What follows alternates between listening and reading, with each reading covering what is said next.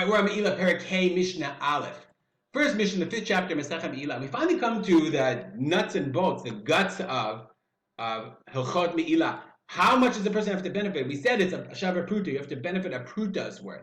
That if I steal the cell phone, and as soon as I benefit a Pruta's worth from the cell phone, I guess you'd have to figure out how much is it worth to use a cell phone for a little bit. Okay? Then if you benefit Shavar Pruta from Egdish, let's just read it. Okay? If you benefit a Pruta's worth from the Hegdish, Rabbi Akiva says, even though you didn't pagam, damage it, you were still ma'al, mi'ilah. It's really interesting. So when a person uses a cell phone, inherent in the use is there damage. So this is an easy, so they're going to give it an easy one. We're going to see a few examples. I have a pencil here. When I use the pencil, I damage it. I not damage it, I use it up. Like many things. We're going to see clothing. When you use clothing, right, it becomes worn. So that's a pegima. Okay, so Rabbi Akiva seems to say if you benefit at all, even if you didn't damage it, pagam, pegima, you didn't nick it, blemish it, ma'al, there is me'ilah, tibi Rabbi Akiva. The Chachamim say no. Kol davar sheyesh bo pagam, if it's something that has a pagam, that is damage, that is used up, then lo ma'al ad sheyivko. Then there is no me'ilah until you cause some kind of usage, until you pogem. But so meaning if I use the pencil.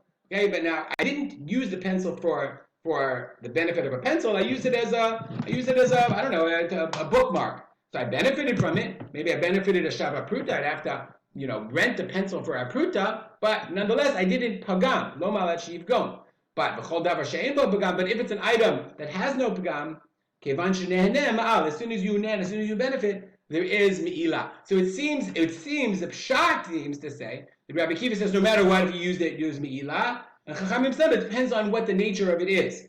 But the Gemara explains that the machloket between Rabbi Akiva, we're over here. I'm going to move down the other one so it doesn't confuse you. The machloket of Rabbi Akiva and the Chachamim is not as much as you would think. Meaning, the Gemara says that if it's a davar sheyesh bo pagam, if there's an example of something that is pagam, we're going to see in a second what those are. Then both Rabbi Akiva would agree and say, so there's no me'ilah until there's a pagam, like the pencil itself. That's like a pencil. Or we're going to see a cloth or a cloak. We're going to see in a second. Whereas if there's an item that is not damaged when you use it ever, then everyone agrees as soon as there's hana that there's me'ilah.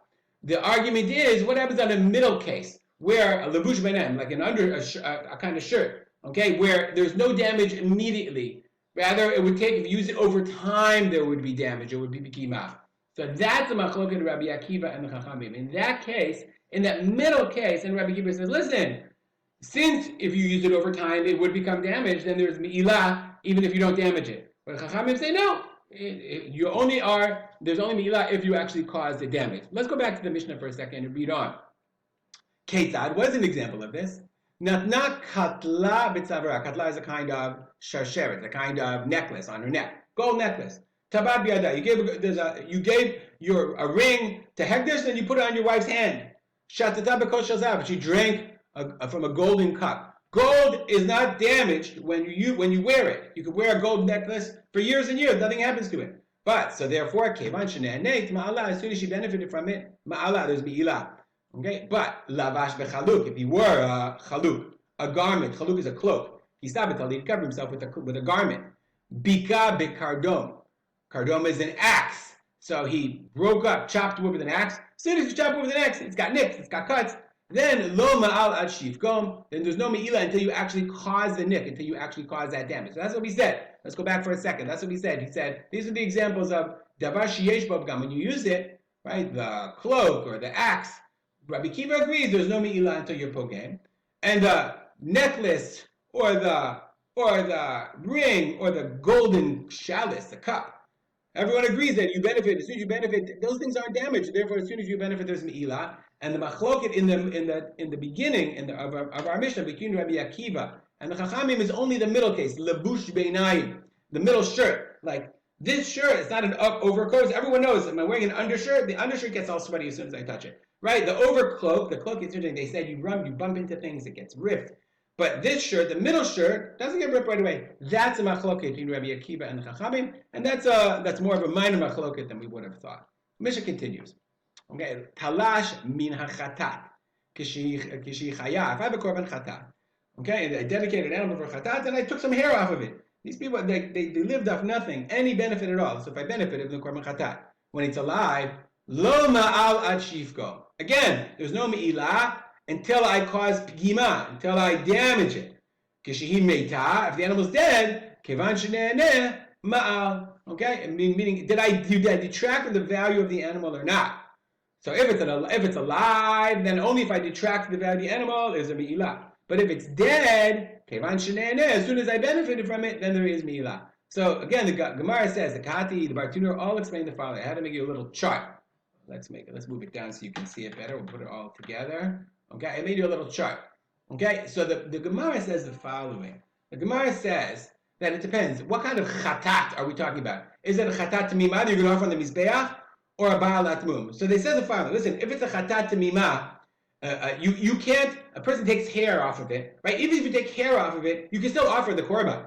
So you're not changing the value of it. It's not something that's pagum because God doesn't care if there's hair on it or not hair on it. When you offer the korban, like more hair or a little bit less hair, you pull the hair. You're not making a blemish. So therefore, in that case, it's something that's eino nifgam. It's not damageable, like a gold necklace. And therefore, there's me'ilah. If afila bli kiyima. So therefore, when the Mishnah says lo mal ad shivkom, it's not talking about this case. Rather, it must be talking about a case where the animal is a ba'alat mum. The korban that was blemished, that had a mum, that has a blemish now. And therefore, they're going to sell it. And when they sell it, the amount of hair the animal has makes a big difference. And therefore, the Mishnah says, in that case, since they're going to sell it, it's a davar sheyesh bo pagam. It's something that can be damaged. And therefore, the Mishnah says, lo mal ad shivkom. So what I did is I quoted the Mishnah here, and I'm showing you, by the highlighting, that the Mishnah is only talking about the case of ba'alat mum in the Reisha. But in the Seifa, Shimeta, if it's dead, it's not about pidyon whether it's a tamima or ba'alat mum. When an animal dies, if it was ready for the mizbeach, you still can't redeem it. You have to bury it. If it's a ba'alat mum, you still have to bury it. So therefore, when it says if you benefit from it at all, even if you didn't damage it, even if you didn't damage shavar pruta, as long as you benefited from it, there is me'ilah. All right, a little bit of a long Mishnah. We'll stop here. Back here. Dedicate our learning to the memory of my father, Rav Simcha ben Yitzchak Kalman. Join the WhatsApp group. Make it a great day.